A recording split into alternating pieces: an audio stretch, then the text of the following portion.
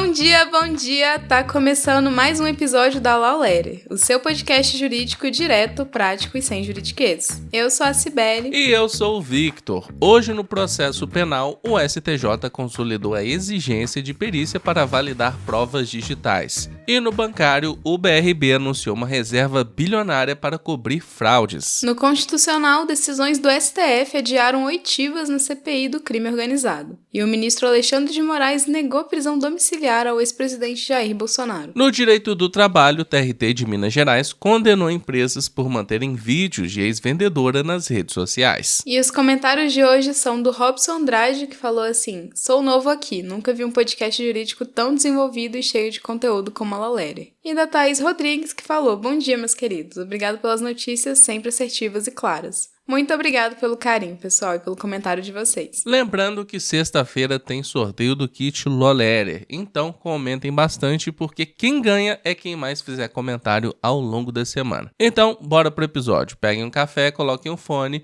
e vamos entender como essas decisões estão moldando o direito no Brasil e no mundo.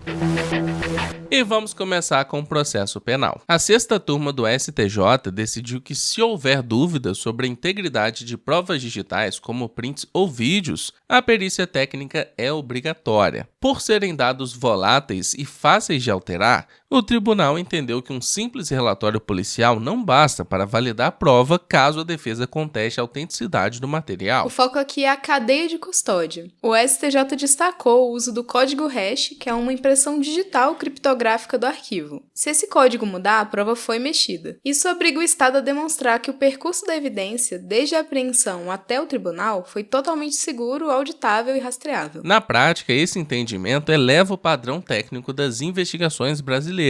Se os indícios centrais de um crime ainda dependem de uma perícia não realizada, o tribunal sinalizou que a prisão preventiva pode ser substituída por medidas cautelares mais leves, até que a validade técnica seja confirmada. Esse precedente fortalece o direito de defesa contra montagens ou manipulações. Agora, para que um dado digital sustente uma medida grave, ele precisa de salvaguardas que comprovem que o material é exatamente o que diz ser, garantindo maior segurança jurídica no processo penal.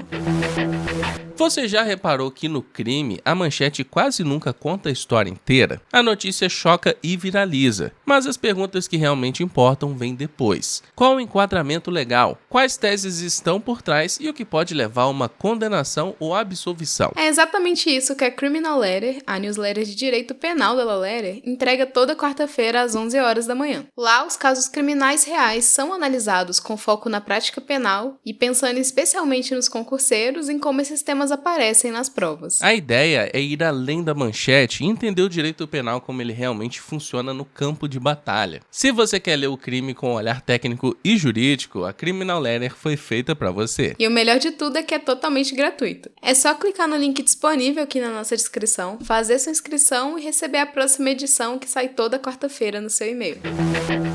E vamos voltar com o direito bancário. O BRB vai reservar 8 bilhões de reais em seu balanço para cobrir perdas com carteiras de crédito do Banco Master, investigadas por fraude. A medida segue ordens do Banco Central para garantir que a contabilidade do banco seja realista sobre os riscos desses ativos e não mascare prejuízos. Isso se chama provisionamento, uma reserva contábil para perdas prováveis. O banco não gasta o dinheiro agora, mas o trava para cumprir o dever de adequação prudencial, que é uma regra que obriga os bancos a reconhecerem rombos o quanto antes para proteger o sistema financeiro. Como o banco é controlado pelo Distrito Federal, o governo enviou um projeto de lei à Câmara Legislativa para autorizar a injeção de capital no BRB. O plano prevê o uso de bens públicos e novas operações de crédito para recompor o caixa e evitar que o banco sofra punições ou travas do Banco Central. No STF, o BRB ainda tenta retomar o fluxo de dinheiro dessas carteiras, que hoje está com o liquidante do Banco Master. O desfecho vai testar a governança do banco, que agora precisa equilibrar o rigor técnico do setor bancário com as leis de responsabilidade fiscal aplicadas ao Estado.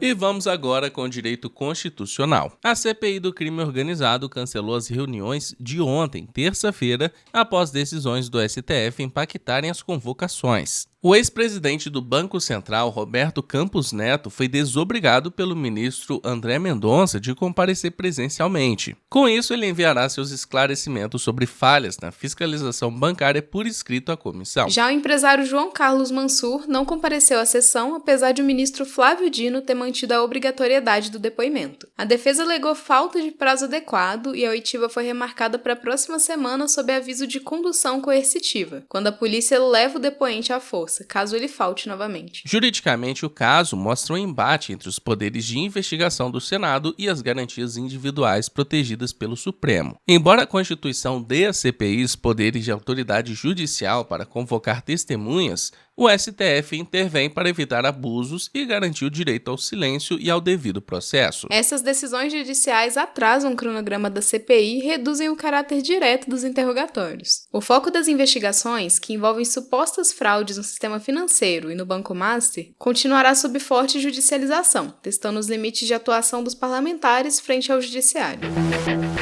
E no direito constitucional, o ministro Alexandre de Moraes negou o pedido de defesa de Jair Bolsonaro para substituir a prisão em regime fechado para domiciliar humanitária. A defesa alegava que o quadro de saúde do ex-presidente exigia cuidados incompatíveis com a custódia, mas o ministro decidiu que o presídio possui estrutura e rotina adequadas para garantir o atendimento médico e fisioterápico necessário. Juridicamente, a prisão domiciliar humanitária é uma exceção. Pela lei de execução penal, ela é voltada ao regime aberto, mas o STF a permite em outros regimes se houver doença grave sem tratamento disponível na prisão. Como os laudos periciais mostraram que o tratamento é viável dentro da unidade, Moraes entendeu que a medida não se aplica ao caso. Outro ponto central foi o comportamento do ex-presidente. O ministro destacou que a prisão preventiva foi decretada justamente por uma tentativa de fuga, comprovada por danos e ruptura do monitoramento eletrônico. Esse histórico de descumprimento de medidas cautelares foi usado como fator impeditivo para qualquer flexibilização no cumprimento da pena. A decisão reforça que benefícios humanitários dependem de prova objetiva da incapacidade do cárcere em oferecer saúde. Além disso, o comportamento processual do condenado, especialmente o respeito às tornozeleiras e regras de monitoramento, é determinante na avaliação judicial sobre os riscos e concessão de alternativas à prisão. E vamos agora com o direito do trabalho. O TRT de Minas condenou 2 concessionárias a pagar R$10 mil a uma ex-vendedora por manter vídeos dela no Instagram após a demissão. A decisão reformou a sentença anterior, entendendo que o uso da imagem e voz não pode continuar sem autorização específica após o fim do contrato de trabalho. Juridicamente, a autorização dada durante o vínculo não é eterna. O tribunal considerou que manter o material no ar para fins comerciais após o distrato é uma exploração indevida de um direito da personalidade, já que a empresa segue lucrando com a imagem de quem não faz mais parte da equipe. O relator aplicou a súmula 403 do STJ, que garante indenização pelo uso comercial não autorizado de imagem, mesmo sem prova de prejuízo concreto. No caso, bastou a comprovação de que os vídeos ficaram disponíveis 10 dias após a rescisão para configurar o dever de indenizar pelo dano moral. Por outro lado, o pedido de cachê publicitário foi negado porque a gravação era vista como parte da rotina de vendas. E o alerta que fica é bem claro. Ao encerrar o vínculo, a empresa deve remover imediatamente conteúdos promocionais estrelados pelo ex-colaborador para evitar condenações automáticas. E agora a gente vai fazer um giro pelas principais matérias penalistas. O TJRS tornou réu um professor de direito em processo criminal que apura estupro e outros crimes contra mulheres. O encaminhamento indica o recebimento formal da acusação, sem que no conteúdo disponível haja o detalhamento dos fatos imputados, número de vítimas ou estágio da instrução. Decisão mantida em 2º grau condenou o prefeito a indenizar morador por danos morais, em razão de agressão física e difamação, envolvendo golpes com capacete e imputação pública, sem prova de vínculo com tráfico de drogas. O caso reforça a responsabilização civil por abuso de conduta. Em 2º grau, foi mantida a condenação de homem por ameaçar a ex-esposa após o término de relacionamento de 23 anos, com ameaça indireta comunicada aos filhos. O colegiado considerou suficiente o temor da vítima, ajustou a pena para 1 mês e 10 dias e negou substituição por restritivas. Foi registrado o comparecimento espontâneo de um segundo suspeito de participação em estupro coletivo contra adolescente de 17 anos, em Copacabana ontem, terça-feira, com previsão de encaminhamento à delegacia responsável. A apuração indica a identificação de 4 maiores, entre 18 e 19 anos, e um menor de 17, além de entrega anterior.